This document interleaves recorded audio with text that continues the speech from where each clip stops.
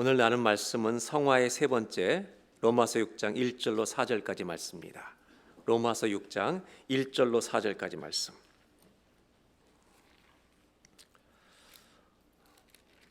제가 봉독해 드리겠습니다. 그런즉 우리가 무슨 말을 하리요? 은혜를 더하게 하려고 죄에 거하겠느냐? 그럴 수 없느니라. 죄에 대하여 죽은 우리가 어찌 그 가운데 살리요? 무릇 그리스도 예수와 합하여 세례를 받은 우리는 그의 죽으심과 합하여 세례를 받은 줄을 알지 못하느냐? 그러므로 우리가 그의 죽으심과 합하여 세례를 받음으로 그와 함께 장사되었나니. 다 같이 읽겠습니다. 이는 아버지의 영광으로 말미암아 그리스도를 죽은 자 가운데서 살리신 것 같이 우리로 또한 새 생명 가운데서 행하게 하려 함이라. 아멘. 신앙생활을, 신앙이라는 것을 동사로 표현하면 저는 이 세 가지 단어로 나누고 싶어요. 하나는 깨닫고, 그 다음은 믿고, 그 다음은 사는 거다. 여러분, 깨닫는 것은 아직 믿음이 아니에요. 깨닫기만 하면 지식이 돼요. 깨닫고 깨달은 걸 믿고 그 다음에 그 믿음 따라 사는 겁니다. 한번 따라 하실까요? 신앙은 깨닫고 믿고 사는 것이다. 성화라고 하는 이 길이 어려워하는 분들이 많습니다. 어렵게 느껴지는 거죠. 그래서 청교도였던 한 목사님은 이런 질문을 던집니다. 죄인에게 거룩하라고 말하는 게 과연 쉬운 일인가?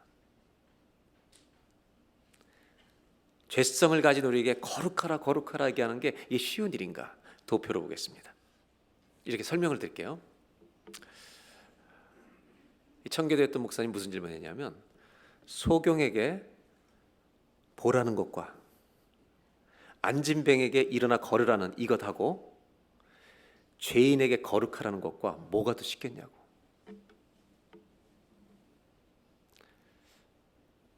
뭐가 더 어려워요?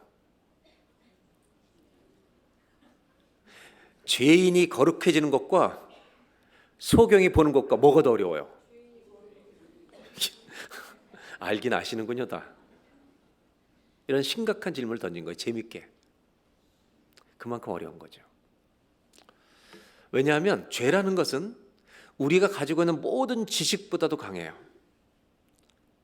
내가 어떤 지식을 가지고 있어도 이 지식을 무너뜨리기에 충분한 힘을 죄는 가지고 있어요. 구원받은 우리도 이 죄와 같이 살아요. 그래서 사실 그리스도인들도 거룩하게 사는 것 자체 힘들죠. 그렇다면 이 성화를 어떻게 우리가 이해하고 살아가야 할 건가? 우리가 칭의, 성화, 영화라는 이 구원이라고 하는 온전한 선물을 예수님 믿을 때 받았는데, 사람들의 생각에 칭의는 내가 예수를 믿는 순간에 의롭다함을 받는 사건이니까 이거는 쉽게 생각해요. 그런데 성화는 이루어야 될 과정이라고 생각하니까 지루하고 힘들게 보는 거죠. 도표를 보겠습니다. 칭의, 성화, 영화를 한번 보죠. 네, 칭의는 믿는 순간에 우리가 딱 이루어지는 거니까 이거는 믿음으로 받는다고 생각해요. 성화는 내가 세상 속에서 계속 살아가야 되는 거니까 힘들고 지루할 거라고 생각하는 거죠. 그런데 말씀드렸지만 이 성화는 무조건 쉽다고 얘기하는 것도 맞는 말은 아니죠. 근데 성화는 우리가 이루어서 구원을 완성하는 것이 아니라, 성화는 우리 주님이 완전히 이루신 분입니다. 그분이 이루어 주신 겁니다. 그래서 그분의 완전한 의로움이 우리가 예수를 믿을 때 우리의 인생을 덮어주시는 의롭다함을 선물로 주신 것입니다. 이것이 먼저 온 거죠. 그럼 우리 입장에서 성화는 뭐냐? 그 상황을 이루어서 구원을 어떤 조건으로 충족시켜 드려야 되는 게 아니라 100% 은혜로 구원을 받았지만 이제 그 주님이 이루신 성화, 의롭게 사신 그 길을 주님을 따라가는 것이 우리의 성화의 길이라는 거죠. 맞습니까? 그것을 이해하면 이것은 조금 우리가 해볼 만한 일이구나 할 수 있다는 것을 금방 알 수 있죠. 개념이 바뀌어야 된다는 것입니다. 그러므로 이 영화까지 포함해서 내가 예수를 믿는 순간 칭의, 성화, 영화가 완전히 이루어지는 구원은 믿는 순간에 다 주신 줄로 믿습니다. 조금 주시는 게 아니라 믿는 순간에 영화까지 오는 거죠. 그래서 성경이 로마서가 뭐라고 말하고 있느냐? 복음은 모든 믿는 자에게 구원을 주시는 하나님의 능력이 됨이라. 이 모든 것을 주셨다는 겁니다. 그렇기 때문에 성화라고 하는 것을 이제 완성하신 주님의 사역을 붙들고 내가 그분이 살아가신 길을 한번 따라가 보는 거구나, 이렇게 생각하는 것이 중요한 거죠. 7주 동안 이렇게 복음을 나누려고 하는 이유가 있습니다. 그건 뭐냐면 우리가 신앙생활을 수없이 많은 일들이 일어난 사회 삶 속에서 신앙생활을 이 복음의 기초를 가지고 잘 적용하며 살았으면 좋겠다는 바람이 있기 때문입니다. 신앙생활에는 수없이 많은 일들이 일어납니다. 어떤 사람은 뜨거운 어떤 기적이 나타나고, 어떤 사람은 뭐 불같은 역사를 체험하기도 하고, 어떤 사람은 굉장히 이지적으로 깨닫기도 하고, 수없이 많은 현상들이 나타나는 속에서 정말 내가 믿음의 기초가 없으면, 성경이 말하고 있는 복음의 기초가 없으면 휩쓸려 갈 수 있다는 거죠. 잘못된 생각에 빠져버릴 수 있고, 어떤 현상 하나를 보고 그냥 교리 하나를 만들어버릴 수 있는 겁니다. 그런 실수를 범하지 않기 위해서 기독교 신앙의 전통, 우리 기독교가 말하는 신학, 이것이 무엇인가? 복음을 성경적으로 이해하는 건 너무 중요하죠. 로마서는 그런 면에서 어떻게 보면 아주 굉장히 체계적으로 복음을 설명하는 굉장히 좋은 선물 같은 책이라는 것을 우리가 알 수 있습니다. 실제로 필립 얀시 같은 사람은 수상한 소문이라는 책을 썼는데 거기에 이런 이야기를 합니다. 마르조 고트너라고 하는 한 사람이 있는데, 이 사람은요 4살 때부터 전도 집회를 다닙니다. 4살 때 나가서 한마디 하는 겁니다. 전도 집회 가서. 청소년 때 텐트 치고 하는 전도 집회를 다니면서 강사로 쓰임 받습니다. 이 마저 고트너가 간증을 하고 설교를 하면요 수천 명 수백 명이 회심했습니다. 그리고 수백만 달러의 돈을 벌었습니다. 이 형제가 28세가 되던 해 이런 고백을 합니다. 저는 지금까지 했던 모든 설교, 모든 간증을 한마디도 믿지 않습니다. 그리고 모든 활동을, 이제 이 모든 거짓은 그만두기로 결정합니다. 그리고 이렇게 자백을 합니다. 저는 이 모든 것을 거짓으로 해왔습니다. 어른들이 하는 것을 모방하고, 심지어 간증을 어떻게 부드러운 말로 하면 사람들의 감동을 줄 수 있는지를 열심히 배웠습니다. 그 결과 자기는 설교하거나 간증할 때 어떻게 사람들의 눈물을 자아내게 할 수 있는지, 이거를 배워서 지금까지 해왔습니다. 여러분, 이런 얘기를 들으면 우리 혼동에 빠집니다. 100번을 양보해서 그가 안 믿었어도 말씀을 전하니까 믿음을 가진 사람이 나타난다는 거 내가 믿을 수 있지만, 우리는 인정할 수 있지만, 여러분, 이 사람은요 안 믿고 그렇게 하는 겁니다. 필립 얀시는 이 사람을 보면서 이런 추적들을 한 거죠. 그러면서 기독교는 절대 믿을 만한 게 아니다, 이것을 설득하려고 애를 썼던 사람입니다. 자기가 하나님은 인간이 체험할 수 없다는 불가지론에 빠져 있을 때. 그러다가 이 필립 얀시도 말씀을 듣고 하나님의 은혜를 깨닫고 그리스도인이 되어서 기독교인 작가가 된 겁니다. 지금도 이분은 수많은 책을 많이 썼기 때문에 수많은 편지를 받는다고 합니다. 안 믿는 사람들이 이런 편지를 보낸대요. 하나님이 계신 증거를 보여달라. 그럼 자기는 대답을 이렇게 한답니다. 없다. 그 대신 하나님을 믿고 싶으면 눈을 열어달라고, 하나님 말씀을 볼 수 있게 해달라고, 말씀을 들을 때 귀가 열려서 깨닫게 해달라고, 이것밖에는 길이 없다, 이렇게 대답을 한다고 합니다. 우리의 신앙 여정에 우리를 혼동스럽게 하는 일들이 참 많이 일어납니다. 신앙생활 정말 잘했던 분인데 어느 날 안 믿겠다고 교회를 떠나는 겁니다. 그래서 우리는 그 사람이 믿은 거야 안 믿은 거야 구원의 혼동에 빠지기도 합니다. 신앙의 정리가 되어 있지 않으면, 다른 말로 하면 저는 우리 교인들이 믿음의 실력이 있으면 좋겠어요. 혼동스러운 일이 있을 때 성경적으로 정리하고 답을 가지고 바르게 걸어갈 수 있는 믿음으로 무장되기를 바라요. 그래서 이 말씀을 나누는 거죠. 7주 동안 이렇게 1시간씩 제가 설교를 하는데 저는 여러분들에게 너무 개인적으로 감사해요. 이 오랜 시간을 들어주셔서 정말 감사해요. 진심이에요. 정말 감사해요, 여러분.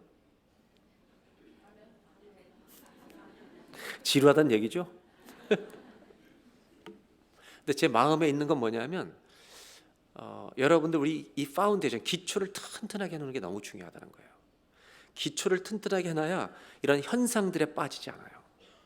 그것을 바르게 성경적으로 해석할 수 있는 준비가 되기 때문이죠.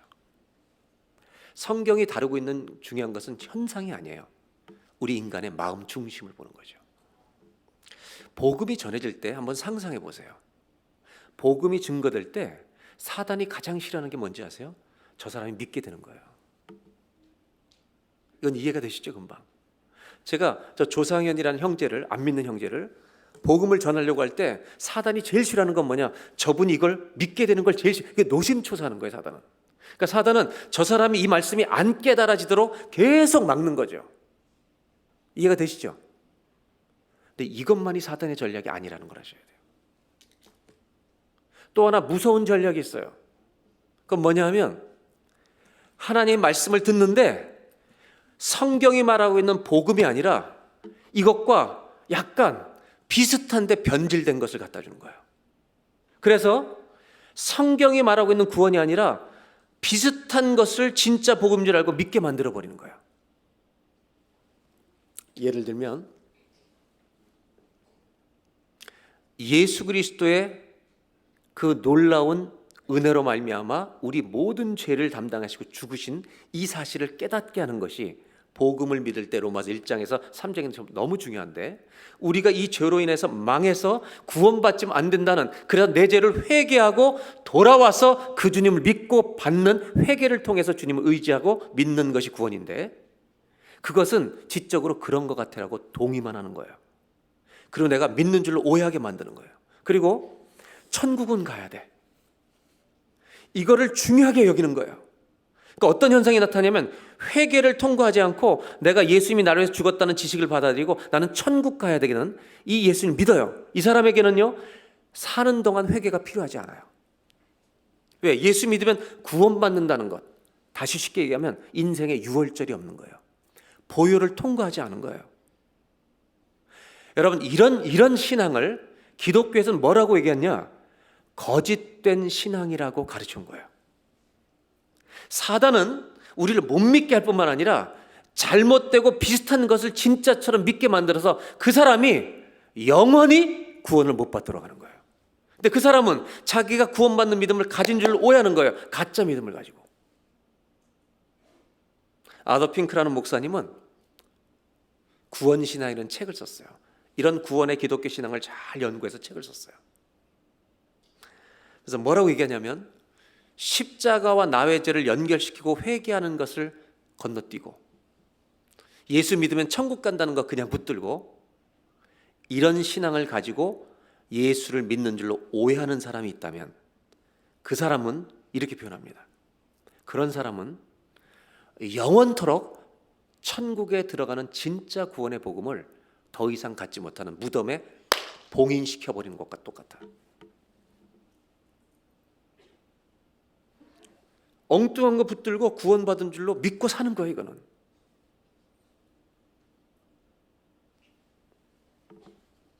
이건 끔찍한 일이죠. 이번에 복음을 정리하는 이유가 여기 있습니다. 여러분, 천국에 절대 들어가지 못하는, 회개가 없는, 유월절이 없는 그런 복음을 가지고 예수 믿는 줄로 머리로 생각만 가지고 자기를 천국 못 가는 무덤에 봉인하지 말고 무덤을 뚫고 나와서 말씀으로, 이 복음은 모든 믿는 자에게 구원을 주신 하나님의 능력이 됩니다. 이 성경이 말하는 온전한 복음을 붙들고 무덤을 뚫고 부활의 신앙으로 나오시길 바랍니다. 우리 전부 다 한 사람도 빠짐없이 하나님 나라 들어가는 은혜 속에 들어가기를 바랍니다. 이제 바울은 로마서 5장과 6장에서 이제 성화에 대한 얘기를 하기 시작합니다. 5장의 후반부 12절부터 이제 우리가 읽게 될 후반부는 어떤 내용이냐, 한 문장으로 정리할 수 있습니다. 구원이라고 하는 것은 아담 때문에 아담 안에서 내가 죽었다가 예수님이 오셔서 그리스도 때문에 내가 다시 살게 됐다. 이것이 구원이라는 것을 한마디로 정리합니다. 한번 12절을 보겠습니다. 그러므로 한 사람으로 말미암아 죄가 세상에 들어오고 죄로 말미암아 사망이 들어왔나니 이와 같이 모든 사람이 죄를 지었으므로 사망이 모든 사람에게 이르느니라. 바울이 설명하는 논리가 아주 재미있어요. 순서가, 바울이 구원을 얘기할 때, 안 믿는 사람한테 구원을 얘기할 때 로마서 1장부터 3장까지는요 아담의 원죄를 얘기하지 않습니다. 바울은 뭐부터 얘기하냐? 우리의 개인의 죄부터 얘기해요. 우리가 죄인이라는 걸 깨닫게 해요. 이 죄 때문에 공의로우신 하나님의 심판을 받게 되었다. 이걸 먼저 가르쳐요. 구원의 필요성을. 그리고 그래서 주님께 나와서 십자가 붙들고 죄를 회개하고 거듭나는 일이 필요하다. 그 구원을 강조해요. 그리고 그 구원을 받은 사람들에게 이 죄가 어디서 왔는지를 이제 설명하는 거예요. 죄가 어디서 왔다고 얘기해요? 아담에게서 왔다. 한 사람 때문에 죄가 들어와서 이 죄 때문에 아담이 사망의 심판에 이르렀고, 육체적으로 우리 모두가 아담의 후손으로 태어나니까 죽을 수밖에 없는 사람이 낳는 모든 사람들이 전부 다 우리는 죽음을 가지고 태어나 사망이 지배하는 곳에서 태어나는 거죠. 그래서 모든 사람이 그냥 태어나는 순간 죄 가운데 태어나요. 그 다음에 13절을 보세요. 죄가 율법이 있기 전에도 세상에 있었으나 하나님 모세에게 율법을 주기 전에도 죄를 다 알았다는 거예요. 사람들이. 왜? 양심 때문에 알죠. 율법이 없을 때에는 그 죄를 죄로 신중하게 무겁게 그렇게 생각은 안 했지만 죄는 있었다는 거죠. 14절에 이렇게 말합니다. 아담으로부터 모세까지 10계명 받기 전까지 아담의 범죄와 같은 죄를 짓지 아니한 자들까지도 아담처럼 선악과를 따먹지 않았어도 여러분, 그는 죽었기 때문에, 그는 죽을 수밖에 없는 사망의 심판 아래 있기 때문에 그 사람이 낳으니까 다 사망이 왕노릇하는 사람으로 우린 다 태어나는 거죠. 사도 바울은 우리의 죄의 원인을 한 사람으로 얘기해요. 누구요? 아담. 좀 쉽게 설명하면 이런 거죠. 어떤 부부가 성형수술을 기가 막히게 했어요. 정말 너무 멋있는 부부로 태어났어요. 그리고 아이를 낳았어요.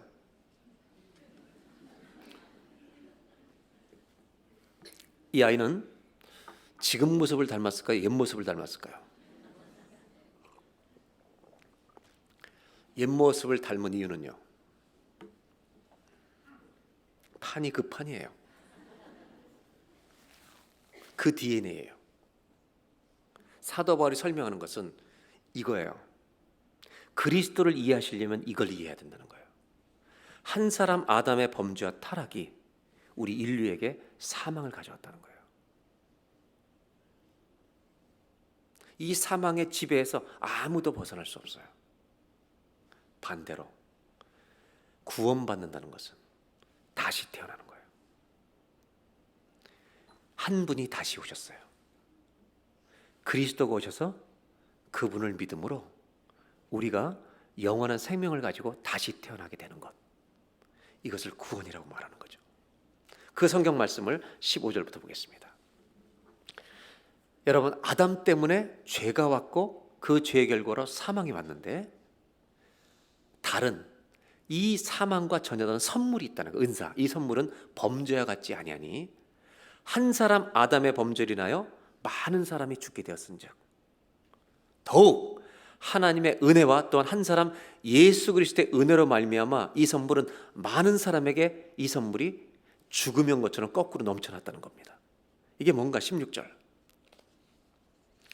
또 이 선물은 범죄한 한 사람으로 말미암은 것과 같지 아니하니 다 같이 읽겠습니다. 심판은 한 사람으로 말미암아 정죄에 이르렀으나 은사는 많은 범죄로 말미암아 의롭다 하심의 이름이니라. 아담 때문에 우리는 정죄와 심판을 당하게 됐었는데 예수님이 오심으로 말미암아 이 모든 죄의 값을 다 담당하고 죽어주셔서 그를 믿는 자에게 그분의 의롭다함이 우리에게 임하는 놀라운 선물이 예수님을 통해서 오게 되었다. 17절입니다. 다 같이 읽겠습니다. 한 사람의 범죄로 말미암아 사망이 그 한 사람을 통하여 왕노릇하였은즉 더욱 은혜와 의의 선물을 넘치게 받는 자들은 한 분 예수 그리스도를 통하여 생명 안에서 왕노릇하리로다. 아멘. 그러니까 바뀐 거예요. 왕이 바뀌어버린 거예요. 내가 예수님 만나기 전에는 사망의 지배에서 벗어날 수가 없어요. 하나님의 심판 아래서 떠날 수가 없었어요. 왜? 아담으로 태어났기 때문에. 그런데 구원은 뭐냐? 아담으로 태어난 우리들이 다시 태어나는 거예요. 예수를 믿음으로 말미암아 족보가 바뀌어버려요. 아담의 후손에서 그리스도의 후손으로 거듭나게 되는 역사가 우리 모두에게 일어난 줄로 믿습니다.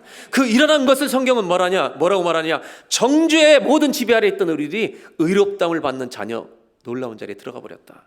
그래서 이제는 죄가 지배하지 못해요. 왜? 우리는 죄를 지고 넘어지더라도 여러분, 놀라운 사실은 은혜 아래 넘어지는 거예요. 아멘. 실수했다고 주님이 우리를 우리 자녀의 명단에서 빼버리지 않으신다는 거예요. 그럼 로마서 6장 1절은 뭐라고 얘기하냐? 아주 중요한 얘기를 합니다. 그러면 우리가 무슨 말 하느냐? 은혜를 더하게 하려고 죄를 더 짓겠느냐? 이런 말이에요. 그러면 이제 은혜 아래 넘어지는 거구나. 그러면 이제 계속 죄를 져도 심판 안 받으니까 계속 죄 지어야 되겠구나라고 생각하는 이 어리석은 것들아라고 말씀하는 거죠. 이건 뭐랑 똑같냐면 제가 중학교 때 다리가 부러져 보니까 다리가 딱 부러지니까요. 딱 붙인 다음에 수술해서 나사를 박아요. 1년 뒤에 빼요. 그러니까 약간 홀이 생기니까 한 보름 동안 목발짓게 해요. 붙어요. 그리고 정상적으로 저 대한민국 육군 군대를 다녀왔어요. 아무 문제가 없어요. 부러져도 사는구나. 그렇다고 계속 부러뜨릴 거냐 이거예요. 오른은 오른쪽 다리, 내려 왼쪽 다리.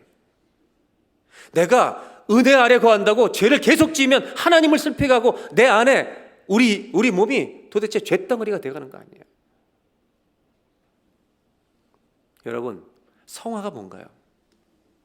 바울은 쉽게 얘기하는 거예요. 우리가 누군지를 알라는 거예요. 아담의 후손으로 태어났다가 하나님의 자녀, 그리스도의 자녀로 다시 태어난 사람들이다. 아멘. 그러면 여러분, 성화를 쉽게 설명하는 거예요. 바울은 가장 쉽게 설명 이런 거예요. 우리가 누구 편인지 밝히라는 거예요. 성화는 내가 누구 편인지 밝히라는 거예요. 너 죄 편이야, 주님 편이야? 결정하라는 거예요. 축구에는 자살골이 있죠. 이 서글픈 자살골. 열심히 뛰다가 수비 선수가요, 공을 밖으로 차냈는데 자기 발 맞고 들어가 버렸어요. 솔직하게 얘기했어요. 그냥 정직하게 정말 열심히 뛰다 그렇게 골을 넣었어요. 이 선수 우리 편이 아니에요. 얘기를 해달라. 우리 편이 아니에요. 우리 편이에요, 여러분. 넘어져도. 맞죠? 그렇다고 남의 편을 보내지 않아요. 성화는 뭐냐? 이거를 이해하셔야 돼요. 내가 매일 누구 편인지 밝히라는 거예요. 그게 성화예요. 미국에서 월드컵 열릴 때도 미국과 우리나라 축구하는데 여러분, 우리 2세들이 미국 응원하는 거예요. 서글프더라고요, 저는요. 그래서 제가 딸내미들한테 우리 딸내미들한테, 야, 캐나다랑 한국하고 하키 시합하면 너 어디 응원해? It's a tough question. Don't ask me. 막 이래 애들이. 참, 우리하고 개념이 달라요, 얘네들은.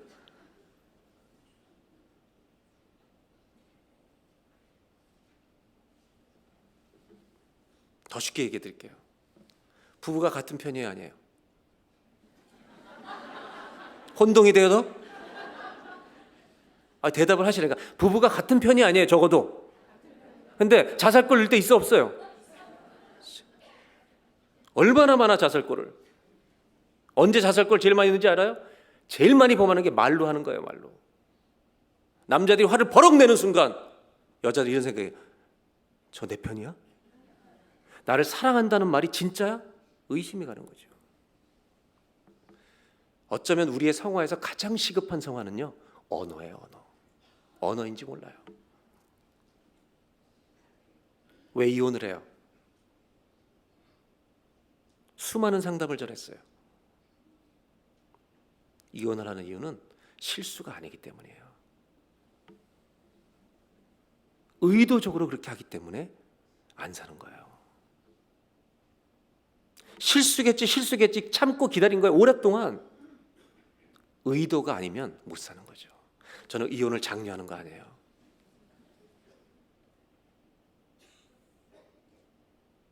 우리가 살아가는데 주님이 제가 내 편이야? 의심 들게 하지 말라는 거예요. 성화는 뭘까?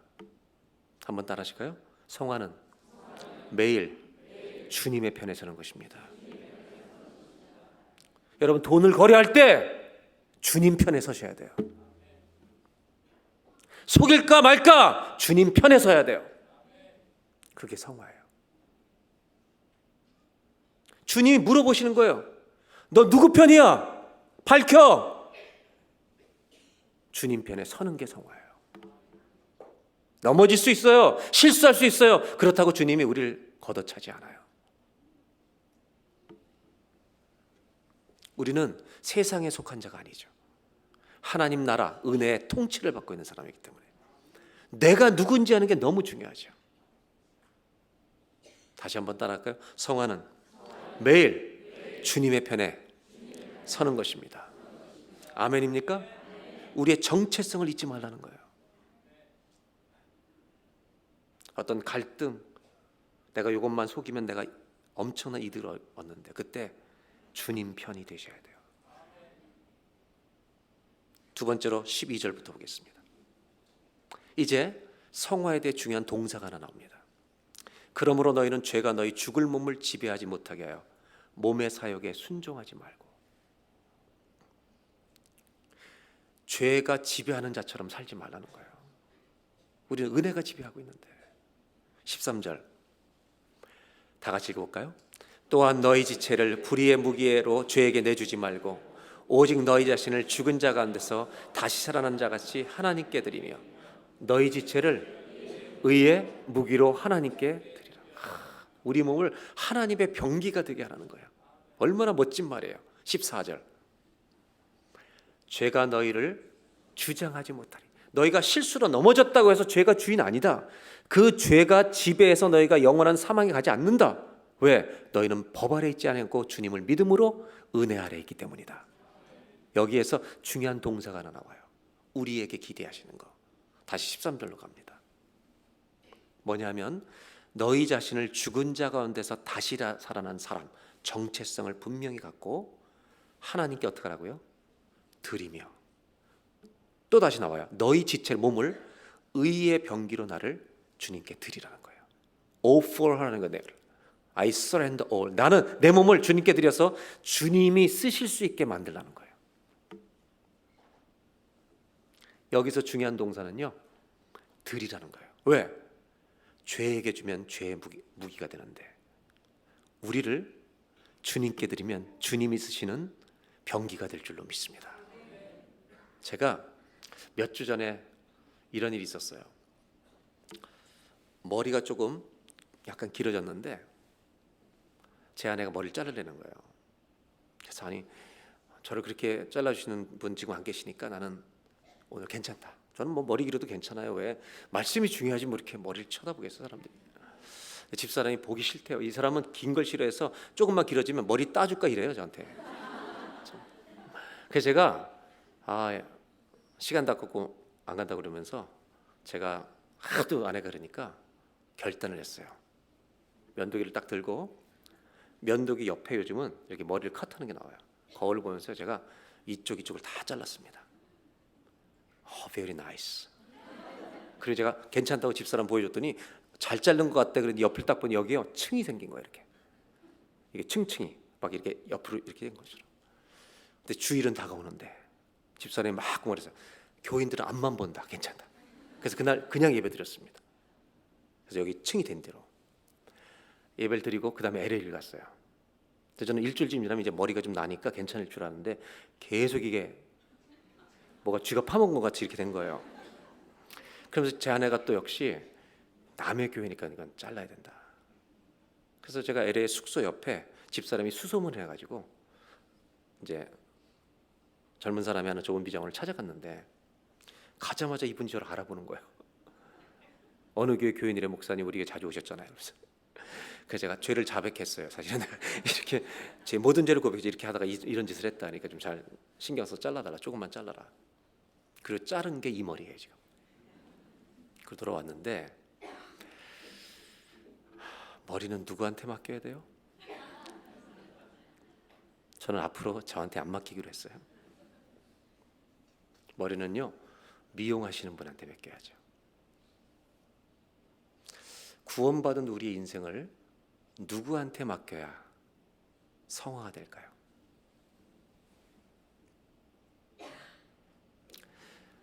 우리를 주님께 내어드려야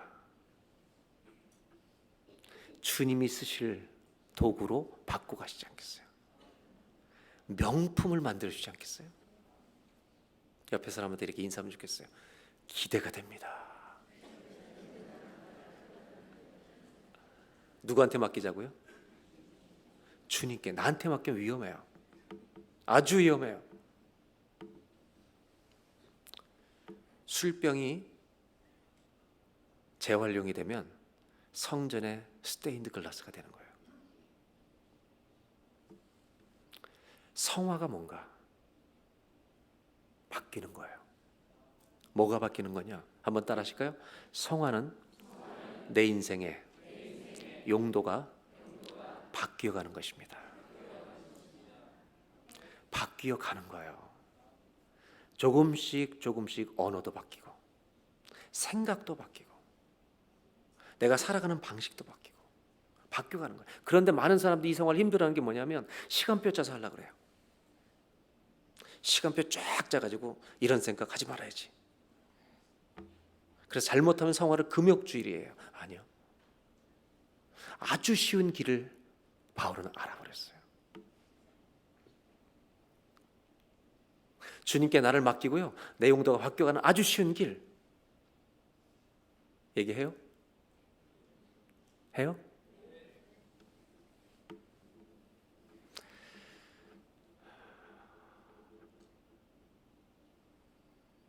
제 아내가 말하는 것 중에 제가 좀 싫어하는 말이 하나 있어요. 사람들 만나서 이제 부부 상담하거나 이럴 때 특히 젊은 부부를 만나면 이 사람 편안하게 막 얘기를 하다 보니까 우리는 연애를 안 하고 결혼했대요. 사랑하지 않고 결혼했대 우리는. 그래서 뭔 얘기냐 도대체. 만나서 뭐 한 3, 4개월 만에 결혼을 약속했긴 했지만 우리는 뭐 이렇게 그 젊은 사람들이 생각하는 아름다운 사랑 막 이렇게 막 그런 거 있잖아요. 아기자기한 이런 거를 뭐 누릴 수 있는 시간이 물론 없었지만 사랑하지 않고 그냥 결혼했대요. 그냥 결혼하긴 참 얼마나 많은 생각을 하고 내가 하는 건데. 그래서 자기는 그 시골길 얼마나 많이 내려왔어. 결혼하기 전에. 아니 사랑도 안 하는 사람을 그렇게 시골에 막 내려와? 그런 얘기 하지 마라. 내가 그래요. 그리고 아니 그렇게 내려왔을 때 제가 얼마나 목회가 바빴겠어요. 전교인이 25명이었는데. 모든 일정을 포기하고 저는 아내 데리고 고속버스 타고 서울까지 갔어요. 강남터미널에 내려주고 돌아왔어. 모든 계획이 바뀌는 거예요. 왜? 사랑하니까. 이걸 알아줬으면 좋겠어요. 무슨 얘기를 하고 싶은 거냐면 사람들이 거꾸로 신앙생활을 하려고 그래요. 내가 이렇게 해서 주님을 사랑하려고 그래요. 아니 그게 아니고요. 주님을 사랑하게 되면 삶이 바뀌어버리는 거예요. 어떻게 주님을 사랑할 수 있냐? 한 가지밖에 없어요. 그분이 나를 사랑하시는 걸 알면 돼요.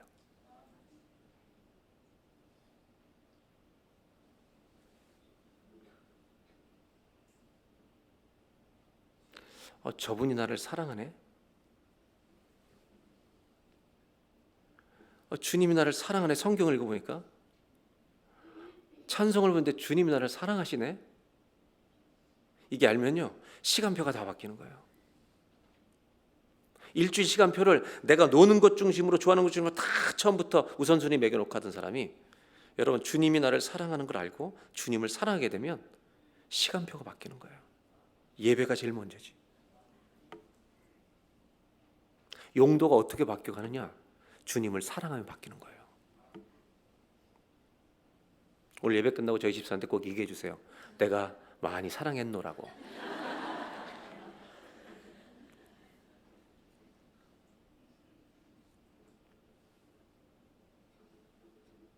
한번 생각해 보세요, 여러분. 우리가 주님을 사랑하나? 사람이 사랑하면 알잖아요. 제가 중학교 3학년 남녀공학 다녔거든요. 남녀공학. 아버님이 대치동에서 목회하시고 신사동에서 학교 갈아타요.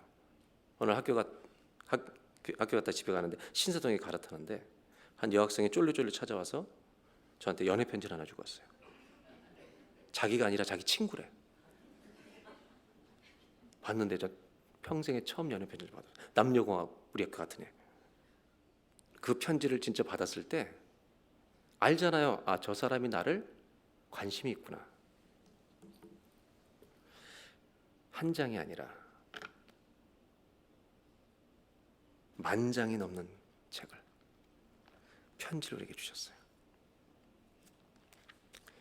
이걸 보고 주님이 나를 사랑하는지 몰라요. 예, 모를 수 있어요. 근데 정말 읽은 거예요?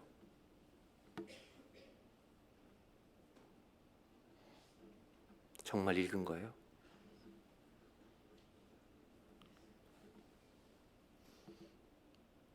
성화는 나를 들여서 주님의 병기가 되게 하는 것은 그분을 사랑하면 되는 거예요.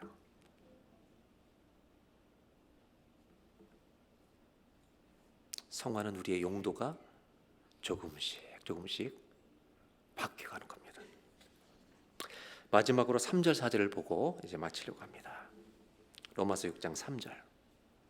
무릇 그리스도 예수 합하여 세례를 받은 우리는 그의 죽으심과 합하여 세례를 받은 줄을 알지 못하느냐. 우리가 죽었다는 것을 강조해요. 근데 죽은 것만 강조하는 게 아니라 4절에 또 하나를 강조해요. 구원이라고 하는 것의 의미, 신앙인의 삶을 이렇게 설명해요. 다 같이 한번 4절을 함께 읽습니다. 그러므로 우리가 그의 죽으심과 합하여 세례를 받음으로 그와 함께 장사되었나니 이는 아버지의 영광으로 말미암아 그리스도를 죽은 자 가운데서 살리신 것 같이 우리로 또한 새 생명 가운데서 행하게 하려 함이라. 아멘. 바울은 신앙생활을 우리의 삶과 연결시키는데 어떻게 연결시키냐면, 내가 예수를 믿는다고 하는 것은 내가 믿는 그 시간에 나를 위해서 죽어주신 예수님이 장사돼서 죽으신 날이 있는데, 십자가에서 내 죄를 위해 죽으신 날이 있는데, 내가 예수를 믿는 날, 심판받을 나는 예수님과 함께 죽게 되었고, 그분이 부활하신 것처럼 우리를 의롭다함으로 유월절을 통과해서 의롭다함을 입혀서 부활하신 것처럼 새 생명 가운데서 우리를 살아가게 하려 하신다고 말하는 거예요. 바울은 유독 자주 쓰는 표현이 있어요. 그게 뭐냐면 죽자는 거예요. 갈라디아에서도 내가 그리스도와 함께 십자가에 못 박혔나니 그런즉 이제는 내가 사는 것이 아니라는 거예요. 그리고 심지어 나는 그래서 날마다 죽노라 이렇게 얘기하는 거예요. 그러니까 신앙생활은요, 성화는 내가 죽는 것과 직결돼 있어요. 그런데 여러분, 내가 죽는다는 거 있잖아요. 굉장히 안타깝고 억울해요. 그런데 바울이 얘기하는 것은 목적이 하나 있어요. 4절을 다시 볼게요. 우리가 죽어야 되는 이유는 우리가 지금까지 맛보지 못했던 새 생명이 실제라는 것을 누리고 체험하며 살기 위해서 죽어봐야 한다는 거예요. 무슨 말이냐? 내가 손해를 보는 것 같지만 내 말로 아내를 힘들게 하던 남편을 힘들게 하는 아내가 내가 죽고 부부싸움하다 멈추고 내가 잘못했으라고 얘기하는 순간 나는 죽어요. 자존심 팍 상해요. 그런데요, 내 안에 주님이 사셨구나. 아멘. 이거를 맛보게 될 줄 믿습니다. 그러니까 여러분, 남편의 언어가 내가 죽고 아내에게 말하면 아내 여러분들 오늘부터 천국을 맛보게 될 줄로 믿습니다. 남편은 거꾸로 그렇게 구박하던 아내들이 언어가 성화돼서 주님처럼 우리를 대하기 시작하면 우리는 일 끝나자마자 집으로 달려가고 싶을 거예요. 근데 그런 여자들이 적으니까 어떻게 하면 늦게 들어갈까? 어떻게 하면 그냥 잠자러만 들어갈까? 지옥 같은 가정을 사는 거죠. 내가 죽어야 되는 이유가 있어요. 그게 뭐냐? 잘 들어보세요. 내가 나를 죽일 때 여러분 내 안에 주님이 사신 것을 체험하는 거예요. 이 새 생명을 맛보는 거예요. 성화는 내 죽음과 관계되어 있어요. 근데 이것은 목적이 있다는 걸 잊지 마세요. 뭐냐? 새로운 생명이 내 안에 시작된 거구나. 이거를 실제로 체험하는 거예요. 대한민국의 축구를 자랑스럽게 만들어 놓은 선수들이 있죠. 그 중에 잘하는 선수 이름 얘기해 보세요. 대한민국 축구를 정말 자랑스럽게 만들어 놓은 여러분이 아는 선수들 이름. 차범근이, 그 다음에 박지성, 또 손흥민. 근데 왜 여자들이 다 대답해 이거를? 아니 남자들이 여자 탤런트 이름 알면 되게 싫어하면서 왜 이렇게 남자 이름들을 많이 하는 거예요? 그대들은? 박지성 얘기를 좀 하려고 해요. 박지성 선수가 스타가 돼서 한국에 와서 이제 영국 가서 스타가 되고 한국에 이제 엄청난 인터뷰를 하게 됐는데요. 신문 기자들이 쫙 달려듭니다. 이때 한 여자가 있었습니다. 그 여자는 조선이라는 여자예요. 여자는 섬유공학을 전공했는데 섬유 쪽에 취업이 잘 되지만 그 사람은 젊은 사람이기 때문에 다 한물이 갔어요. 취업이 안 돼요. 그래서 대학 때 찍던 사진을 찍기 시작했어요. 그 사람이 작가 초보 시절에 그 박지성을 찍는 현장에 있는 거예요. 모든 사람이 박지성에게 막 플래시를 터뜨리고 사진을 찍을 때 이 사람은 박지성 이야기를 잘 들어요. 이 무슨 얘기를 하냐면 자기가 좋은 축구 선수가 되기 위해서 발의 감각을 익히려고 젊었을 때 맨발로 축구를 했대요. 공의 감각을 센스하기 위해서. 그걸 딱 듣는 순간 이 모든 사진 작가 중에 조선이만 마음을 먹어요. 나는 저 사람 얼굴 안 찍는다.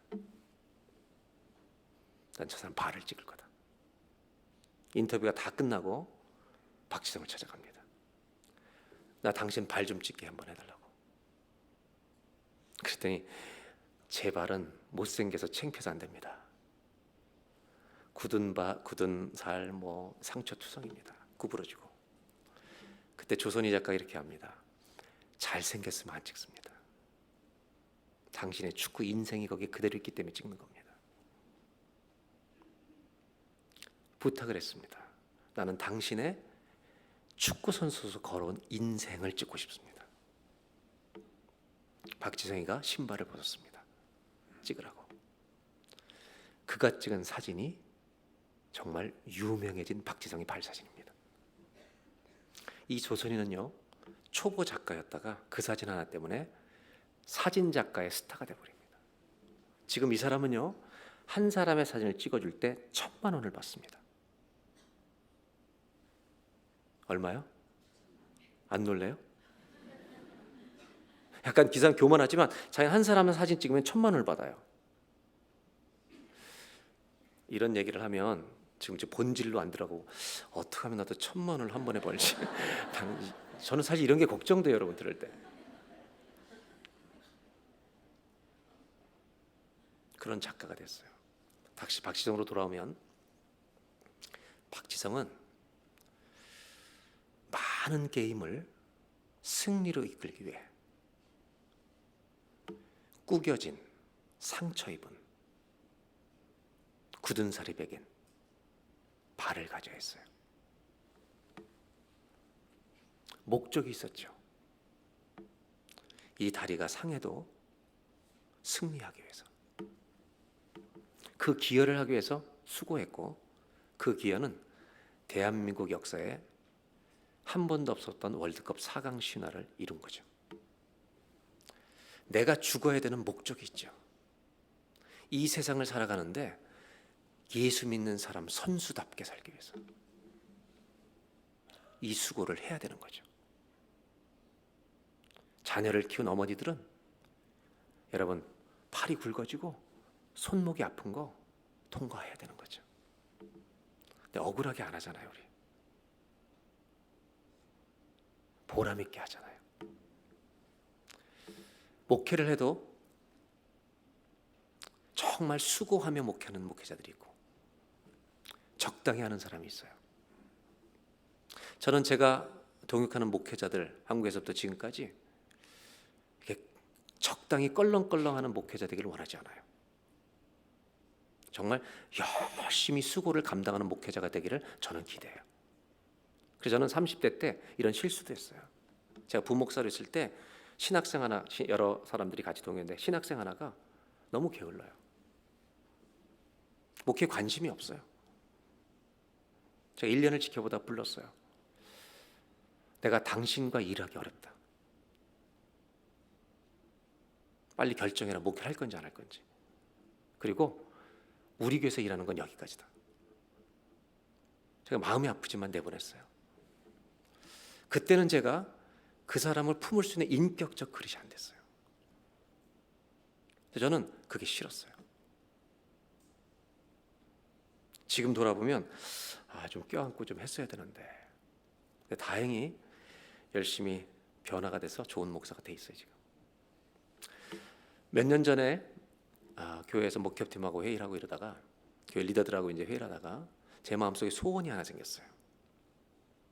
그건 뭐냐면 우리 모든 교육자들한테 방석을 하나씩 선물해 주고 싶었어요.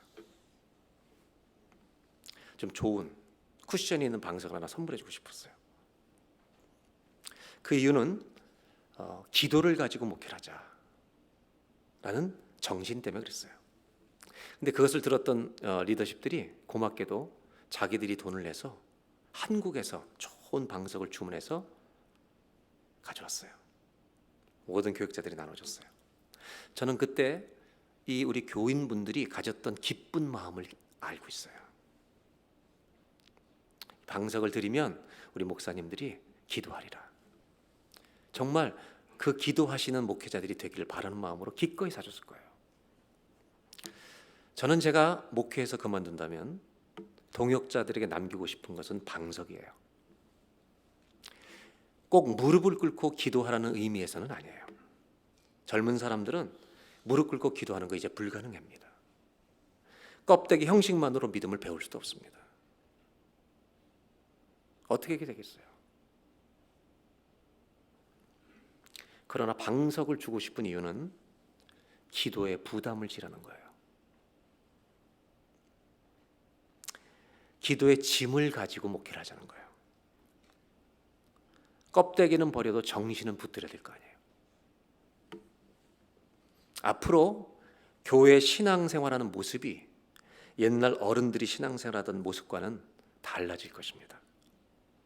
저는 젊은이들에게 동일한 방법을 할 것을 요구하지도 않을 것이고 그렇게 해서도 안 될 것이라 생각합니다.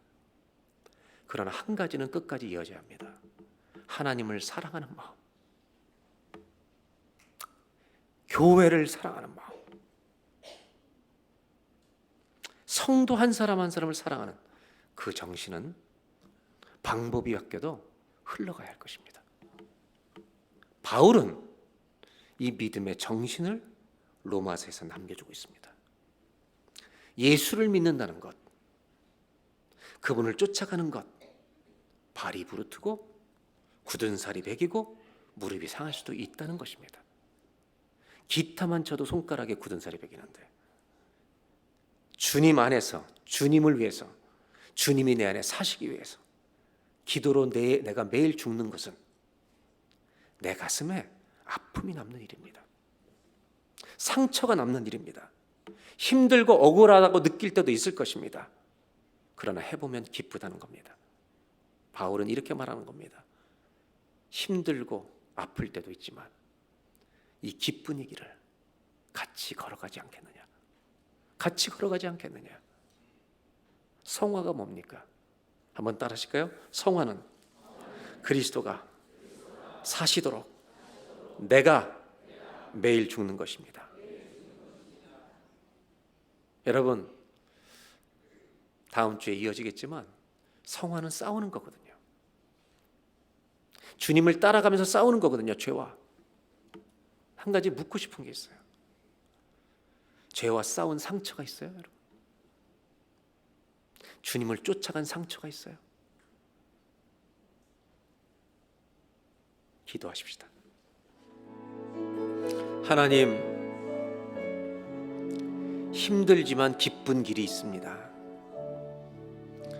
고생이 되지만 해보고 싶은 일이 있습니다. 신앙의 길이 그런 것 아닙니까? 하나님, 지루하고 힘들고 억울한 성화의 길을 걸어가지 않도록 주님을 사랑하는 사람이 되게 해주시길 원합니다. 그러기 위해 주님이 우리를 얼마나 사랑하셨는지 그것을 깨닫는 은혜를 계속해서 평생토록 부어주시기를 원합니다. 이번 한 주간 동안 또 세상을 향해 갑니다. 내가 누구 편인지 밝히게 하여 주옵소서.